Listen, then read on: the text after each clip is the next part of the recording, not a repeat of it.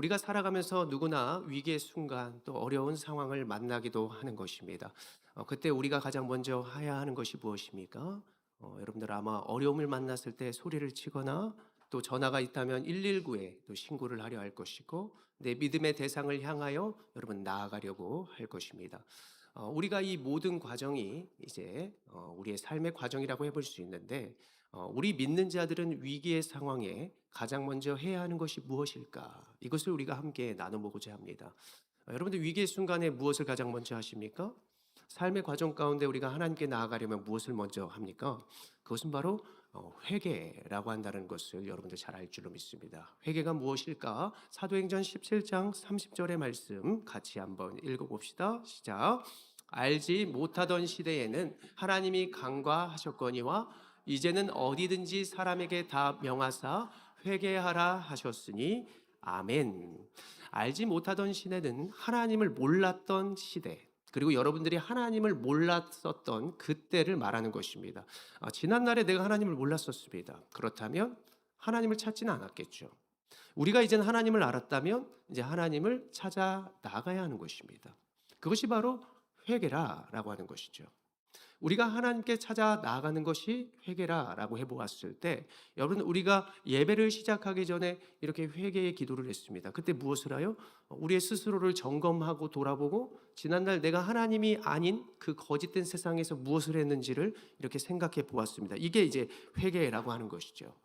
자, 먼저 하나님은 어떤 분이십니까? 거룩하신 분이십니다. 그렇다면 우리가 거룩하신 분 앞에 서려면, 나아가려면 무엇을 할까요? 거울을 봅니다. 우리의 모습을 점검합니다. 우리가 유명한 누군가를 만나려고 할 때에도 우리의 옷 매몸새를 우리는 갖추려 할 것입니다. 이것이 바로 회개의 모습이라고 한다는 것이죠. 우리가 하나님 앞에 설 때의 모습을 비유로 들어보자면 마치 이런 것입니다. 우리가 가정에 있다가 사랑하는 자녀가 그 가정을 벗어나 세상과 함께하게 됩니다. 세상의 거짓된 것과 마주하고 또 때로는 접촉할 수 있어요. 근데 그 모습 가운데 이제 다시 우리가 집으로 돌아왔을 때 부모는 자녀에게 무엇을 원하겠습니까? 손을 씻어라. 너의 몸과 매몸새를 점검하여라 라고 할 것입니다. 이것이 바로 회개라 라고 해볼 수 있다는 것입니다. 이렇게 성도는 하나님 앞에 언제나 나 스스로를 점검해야 하는 것. 그래서 회개는 막 통곡하고 울고 이런 모습을 먼저 여러분들이 생각해서는 안 되고 내가 먼저 하나님 앞에 서야 하는 것. 그때 내가 무엇을 해야 하는지를 생각해 보는 것. 이것이 바로 회개의 모습을 여러분들이 발견할 수 있게 되어지는 것이죠. 회개에는 네 가지의 은혜와 열매가 있다고 합니다. 저를 따라 해볼까요? 관계 회복, 죄사함, 평안과 소망, 사랑. 자, 이 열매는 이것입니다. 관계를 누구와 관계 회복입니까? 하나님과 나 사이의 관계 회복. 친밀하기 위해서 회개하면 내가 깨끗이 씻으면 거룩하신 하나님 앞에 설 수 있는 것이죠. 함께 손잡고 나아갈 수 있는 것입니다. 그리고 죄사함의 은혜, 내가 지난날 잘못했던 것이 담대해집니다. 하나님이 내 손을 붙잡아 주셨다는 건 무엇이에요? 나 지난날 너가 나한테 떼쓰고 잘못했던 것, 나 잊어버렸어? 나 다시는 그거 묻지 않을 거야? 이런 고백을 하나님 받아주신 것이죠. 그리고 이제 하나님의 평안과 소망을 허락하십니다. 이것은 세상의 평안과 소망, 잠시적인 게 아니라 참된 것, 참된 평안과 소망을 그 안에서 주신다. 그리고 사랑을 누리게 하신다. 나 하나님 사랑 받고 있어. 하나님 지금 나의 약함 가운데 함께 하셔. 이것을 하나님께서 깨닫게 하시면서 이 세상의 거짓된 것을 이길 수 있도록 하나님께서 함께 하신다. 그래서 어려운 순간에 이 회개가 얼마나 중요한지 모르는 것입니다. 저는 우리가 예배에 회개하며 지금 하나님께로 나아가고 있는 줄로 믿습니다. 자, 이 나아가는 과정이 무엇이겠어요? 여러분들의 내일의 소망의 과정, 승리의 과정이 될 줄로 꼭 믿으시기를 바랍니다. 자, 우리는 이제 어려운 순간 나는 무엇을 해야 할까? 라고 한다는 것을 여러분들에게 질문하시기 바랍니다. 당시의 본문을 보니까 남유다는 이제 주변의 강대국인 아수르의 침공을 받았을 때입니다. 이것이 역사적으로 주전 701년 정도다라고 학자들은 추정하고 있는데 이때 당시의 아수르는 주변의 여러 왕국들을 침략했고 어느덧 유다에 들어와서 예루살렘 성을 이렇게 둘러싸서 지금 이들에게 막 공격하고 너희 하나님이 살아계시냐, 너희의 왕은 헛된 왕이다 라고 하면서 계속해서 이들을 위협하고 그리고 항복하기를 원했습니다. 이 아수르가 유다에 침공했을 당시는 지금의 우리 이사야서의 본문을 보면은 다 알 수 없잖아요. 그래서 하나님께서는 친밀하게 열왕기하 18장, 19장 그리고 우리가 역대하 말씀을 보면은 이 침공의 당시의 모습들을 잘 보여주고 있다라고 해볼 수 있습니다.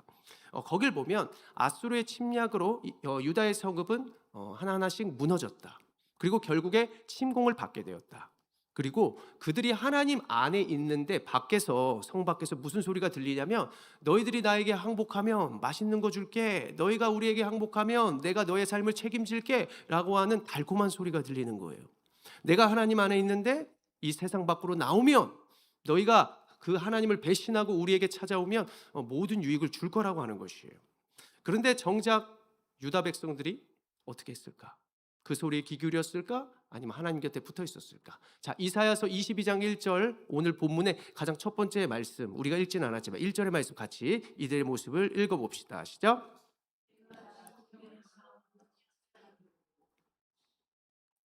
이 말씀이 무슨 뜻일까요?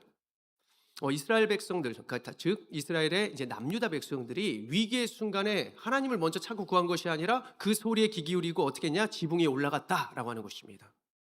구경하는 것입니다. 이 세상의 손짓에, 세상의 네온사인을 바라보면서 나의 도움은 어디 있을까? 그래, 여기는 이만큼 나를 책임진다는데 저기는 얼마나 나를 더 책임질까 하면서 두리번 세상을 향해서 바라봤다는 거예요. 구경하듯이. 또 세상에 안주하면서 지붕 위에서 내려오지 않았습니다. 하나님께로 나아가야 할 백성들이 이 세상을 향하여 바라보았다라고 하는 것이 바로 지붕 위에 올라가면 어찌 됨고, 너 왜 위기의 순간에 왜 세상을 바라보는 거야?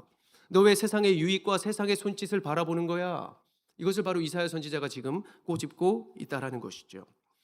심각한 것은 이들이 계속해서 이 요동함과 또 지붕 위에서 이 아수르 왕이, 사네립 왕이 계속 손짓하는 모습에 마음이 요동하더라는 것입니다. 이 말씀 열왕기하를 찾아보면 알 수 있는데, 열왕기하 18장 30절 상반절 말씀 읽어봅시다. 시작.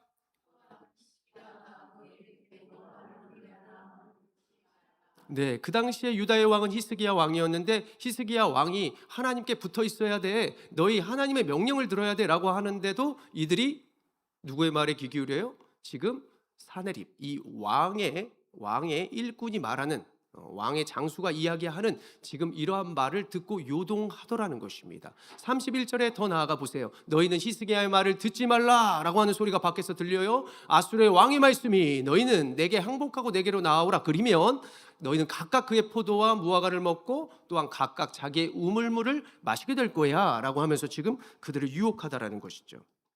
사랑하는 성도 여러분, 무엇을 먼저 찾고 구해야만 우리에게 살 길이 열리겠습니까? 오늘 이 모습은 정작 이 성경 속의 역사만을 말하는 것이 아니라 우리의 시대도 마찬가지라고 하는 사실이죠. 우리에게 어렵고 힘듦이 찾아왔을 때 가장 먼저 어떤 소리가 들려요? 하나님의 소리가 들리지 않습니다. 너 이거 조심해야 돼. 너 나한테 찾아와야 돼. 나에게는 너에게 쉼이 있고 또 너의 필요에 모든 것들을 채워줄 수 있는 것들이 있어 라고 하는 부모의 말씀, 하나님의 말씀이 귀 기울인커녕 이 세상의 화려한 불빛과 그냥 지금 당장 해소할 수 있다라고 하는 그 소리, 그것을 바라보면서 지붕 위에 있는 이런 모습이 바로 이 세상의 모습 아닐까 생각해 볼 수 있습니다. 예수님은 이 땅에 오셔서 이러한 모습이 무엇이라고 말씀하셨습니까? 맹인이 맹인을 인도한다라고 한다는 것입니다. 지금 영적으로 무지해가는 이 백성들을 영적인 맹인이 지금 인도하고 있다라고 하는 것을 말하는 것이죠. 결국 썩어지고 죄악된 것은 무엇으로 인도하겠습니까? 멸망으로 인도하는 것입니다. 또 하나님을 믿는 백성을 잠시 유혹을 했다 할 때에 우리에게 무엇이 찾아와요? 뭔가 처음에는 잘 되는 줄만 알았는데 이것이 잘못됐구나. 그 기회를 놓치게 되고 또 우리가 한탄하면서 후회하는 이러한 모습이 또 우리 인생의 과정에 찾아올 수도 있다라고 하는 것이죠. 과연 우리가 가장 먼저 찾고 구해야 할 곳이 어딜까? 오늘의 본문과 하나님의 마음은 이러합니다. 우리가 두 번째로 예배의 자리를 찾아야 한다는 것이죠. 저를 따라합니다. 위기 속에서 예배의 자리를 찾으라. 오늘 하나님께서는 선지자 이사야를 통해서 분명한 해결책을 제시하고 계십니다. 이것이 바로 12절의 말씀, 본문 12절의 말씀에 나타나 있는데 여러분 읽어봅시다. 시작.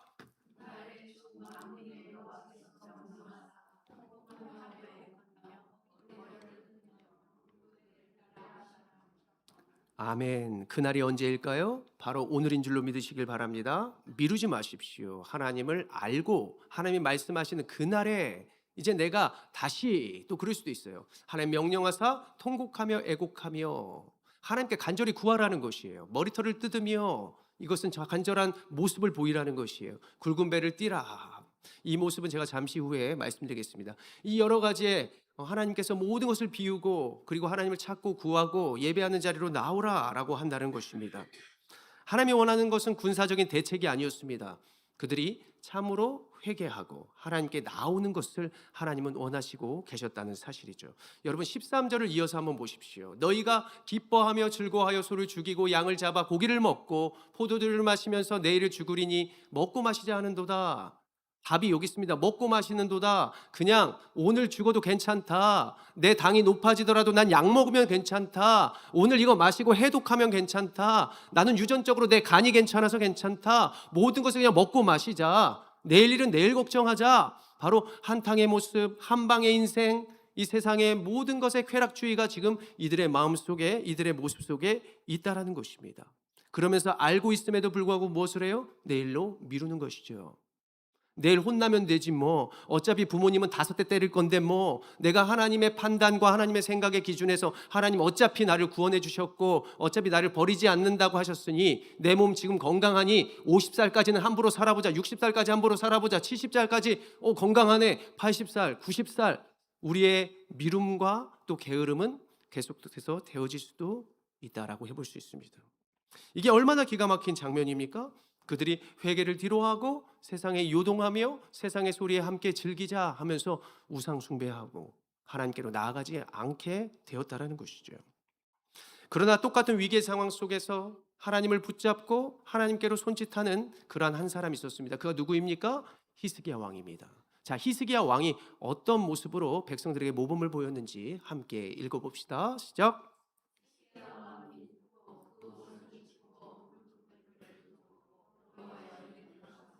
네, 여호와의 전에 들어가서 무엇을 했어요? 그가 그의 옷을 찢고 굵은 베옷을 둘렀다라는 것은 왕의 권세, 권위, 자신이 세상에서 입혀주었다라고 생각하는 그 옷을 하나님 앞에 벗어 던집니다. 하나님, 내 왕권보다 하나님의 왕권이 더 높습니다. 하나님, 나는 하나님 앞에 엎드립니다.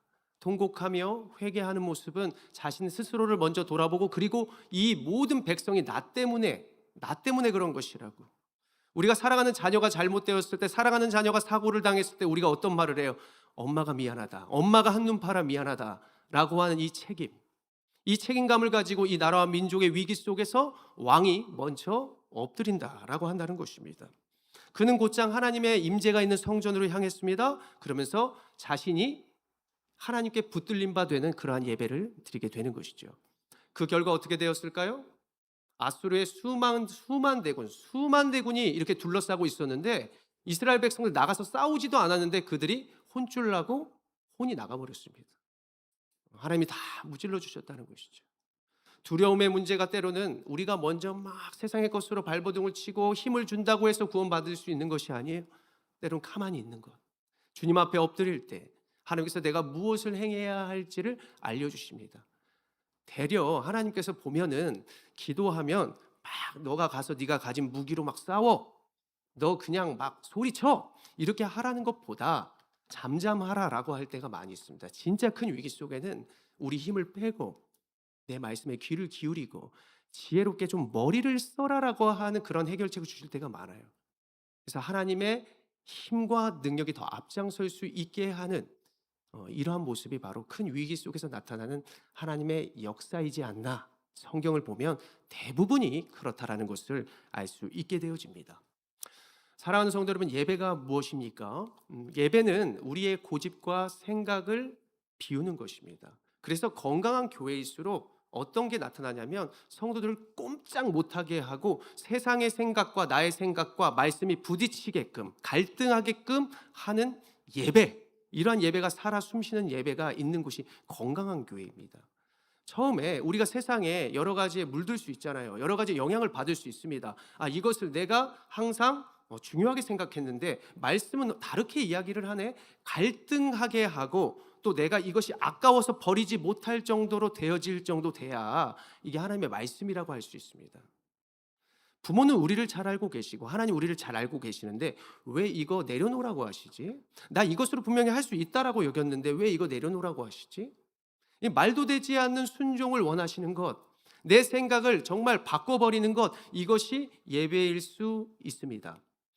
로마서의 12장 1절에 사도 바울은 이 예배를 우리가 어떻게 해야 한댔습니까? 읽어봅니다. 시작.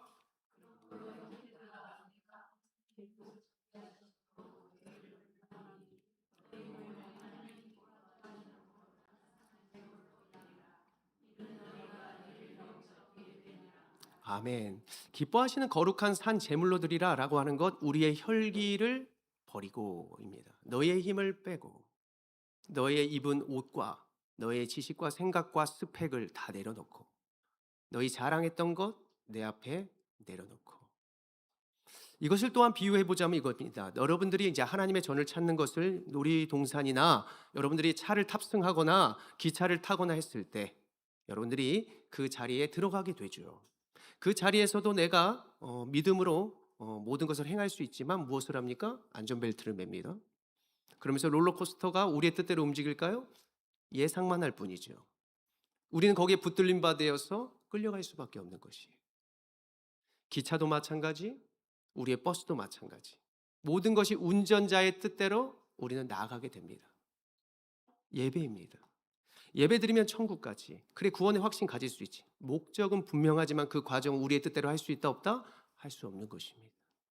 예배가 그러니까 불편할수록 내 뜻대로 행할 수 없을 그것이 진짜 그게 진정한 예배입니다. 예배를 내 뜻대로 되어지는 것, 내 마음대로 되어지는 건 내가 각본이고 내가 주권자고 내가 감독이 될 수 있죠. 이거 예배가 아니라는 거예요. 하나님의 감독, 하나님이 어떤 작품을 쓸지 모르는 상황 가운데 그냥 끌려가는 것이에요. 그리고 나와 대조될수록 더 기뻐해야 합니다. 내가 더 힘들수록, 내 약함이 드러날수록 더 감사해야 합니다. 왜요? 하나님께서는 우리의 약함을 발견하게 하시고 무엇을 행하시기를 원한다? 그 자리에서 하나님의 일을 행하시기를 원한다.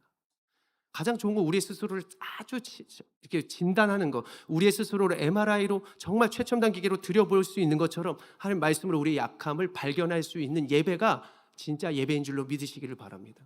오늘 춥네? 에어컨이 너무 차네? 환경 보는 게 아니라 나를 보는 거예요. 내가 이 정도 온도에 예배할 수 없구나. 내가 목사님의 이러한 모습에 하나님께 나아갈 수 없구나. 나는 이것에 약하구나. 나는 이것에 특화되어 있구나. 세상 살다 보니까 내가 이런 모습으로 변했구나. 이것을 발견할 수 있는 예배가 가장 하나님이 기뻐하시는 산 제물의 예배라는 사실입니다. 그렇다면 하나님께서 이곳에서 이제 우리에게 무엇을 요구할까요? 우리가 왜 약한 존재인지 그냥 실패하라고 지금 이러한 예배와 또 이러한 인생의 모습을 하나님이 주시는 것일까요? 그것이 아닙니다. 사도 바울이 언제나 하나님 앞에 구한 것이 있었어요. 그가 예배할 때마다 나아가면서 발견한 것이 있었어요. 또 그분을 만났을 때도 생겨난 것이 있었어요. 무엇이냐? 자신의 육체의 가시, 자신의 약함, 이거 가지고도 계속 하나님 이거 고쳐주세요. 근데 하나님 괜찮아. 너 그 약함을 통해서 나와 함께 할 거야. 너 나에게 찾아올 거야. 나는 그 약함을 통해서 그 영광 드러낼 거야. 하면서 그가 끝내 하나님의 마음을 깨닫고 이렇게 고백하는 것이죠. 고린도후서 12장 9절의 말씀 읽어봅시다. 시작.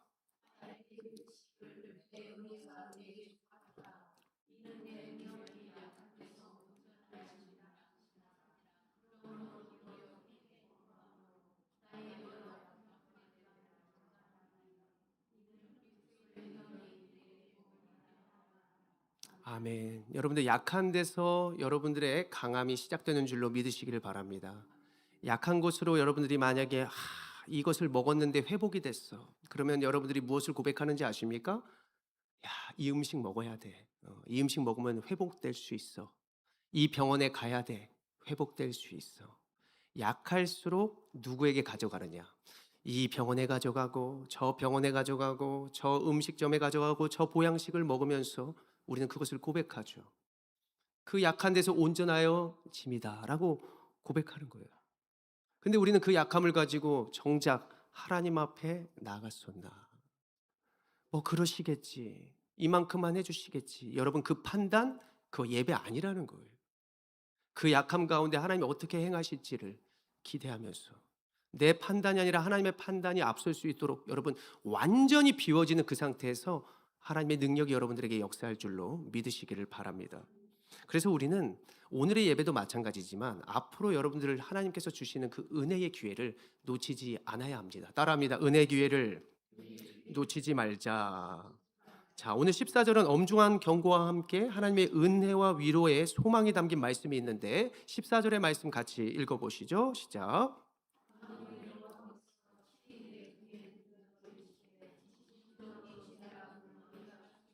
용서하지 못하리라 하셨느니라. 주 만군의 여호와의 말씀이니라. 아멘. 죽기까지 용서하지 못하리라. 너 용서 못 받을 거야. 너 혼날 거야. 너 이렇게 하면 너 나에게 맴매 맞을 거야. 이 말이 정말 자녀를 맴매 때리고 싶고 죽이고 싶어서 그러시겠어요? 아니면은 잘 하라고 명하시는 것이겠어요? 하나님께서 여러분들에게 어려움을 주시고 심판을 명하시는 것은 다 여러분들 잘 되라고 하시는 말씀인 줄로 믿으시길 바랍니다. 역설적이게도 너 은혜의 기회 놓치지 마. 나는 너희가 오늘도 잘 살았으면 좋겠어. 내일 일은 내일 걱정하고가 아니라 오늘도 내일의 소망을 가지고 오늘도 기뻐하고 그 은혜를 누리기를 원한다.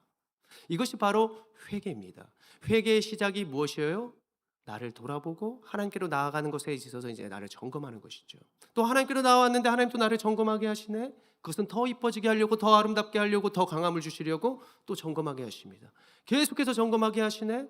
이것이 왜 앞으로의 소망이 되겠어요? 자, 우리가 구원받았다고 했을 때 제가 늘 후회하는 것이 이것입니다. 말하고 나서 후회할 때가 있어요. 행동할 때 그 힘 조절 못해서 또 하나님보다 앞서서 내가 후회할 때가 많았다라는 것입니다. 가정에서 자녀들에게 이야기를 할 때, 배우자에게 이야기를 할 때 어떻습니까? 이 말을 좀 이것은 좀 빼고 할 걸.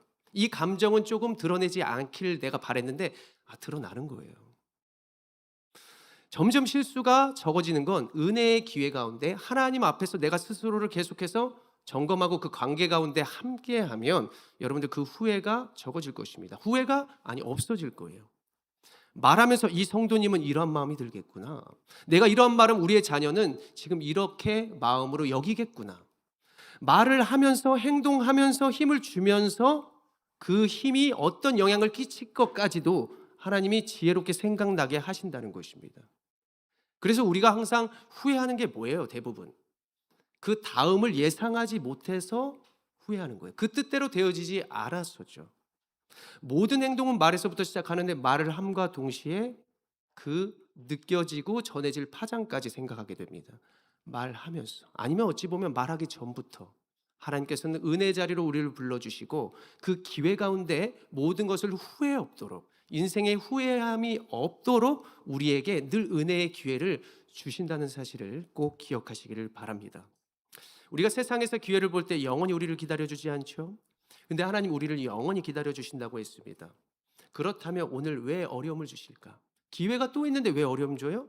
바로 우리의 삶의 지금의 유익을 위해서 그리고 지금 죽어가는 백성들이 우리의 주변과 열방 가운데 있기 때문에 우리가 지금의 삶을 내일로 미루는 것이 아니라 지금 할 수 있는 것이라고 지금 하나님께 나아가야 하는 것이라고 그리고 내가 말하는 것도 이 지혜롭고 어떻게 그럴 수가 있어요? 내가 하나님과 함께함으로 내가 회개하고 하나님을 예배함으로 너에게 지금 이렇게 할 수 있는 지혜와 이러한 능력이 생기게 되었다고 이것을 하나님이 고백하기 위해서 우리에게 지금의 어려움의 순간과 또 힘듦을 허락하셨다는 것을 꼭 믿으시기를 바랍니다.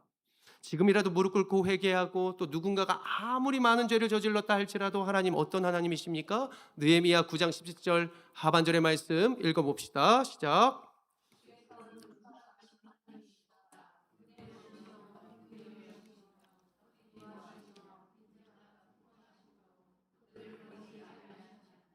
아멘. 사랑하는 성도 여러분, 우리의 지금 배우자 또 우리의 형제와 자녀들 하나님 버리지 않으신 줄로 믿으시길 바랍니다.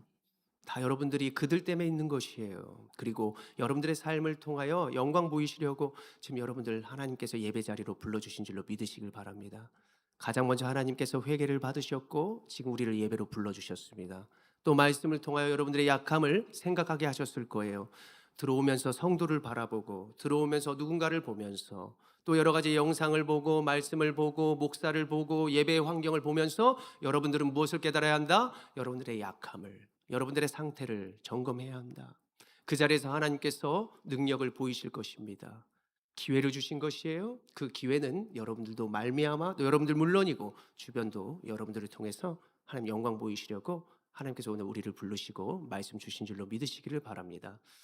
이사야서 22장은 나의 삶의 위기의 순간에 나는 무엇을 찾는가 라고 한다는 것을 생각해 보게 하는 말씀이었습니다. 우리에게 아무리 편한 유익과 AI의 최첨단이 있어도 여러분들 그거 먼저 붙잡아라 이것이 아니라 지붕 위에서 그것을 바라봐라가 아니라 하나님의 말씀을 하나님 안에서 여러분들 바라보기를 원하신다. 말씀이 우리의 약함을 깨닫게 할지라도, 말씀이 우리를 때로는 힘들게 할지라도, 우리의 시간이 비록 세상보다 늦는다 할지라도 여러분 두려워하지 마십시오. 그 자리에서 여러분들이 나의 약함을 점검할 수 있고 하나님께서 지혜와 능력을 주심으로 모든 것을 이길 수 있게 된다는 사실을 꼭 기억하시기를 바랍니다. 하나님께서 우리를 왜 불러주셨습니까? 세상이 모든 것을 분간하지 못하기 때문입니다. 분간하지 못하기 때문에 여러분들을 통해서 분간과 분별과 확실한 모습을 보여주기 위해서 여러분들 그 약함 가운데 두셨을 수 있어요.